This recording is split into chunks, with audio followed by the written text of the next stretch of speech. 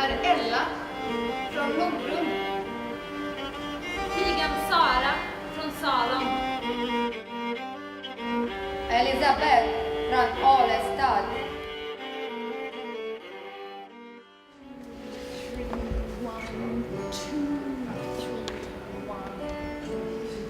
One thing that was important for us was to try to reconnect dancing and dancing for something, for someone. So that is more of a ritual for us as opposed to an abstract, conceptual thing. We all brought pictures of our grandmother to the studio, and we decided we'd dance for our grandmother and for women in general.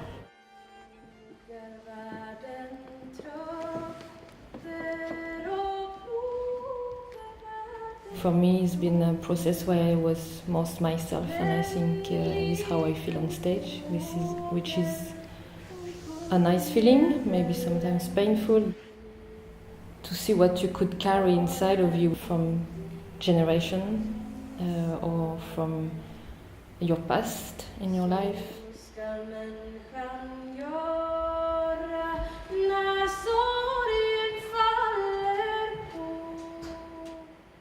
A piece is kind of healing in this sense of liberate any kind of pain or emotion that you have inside as a woman.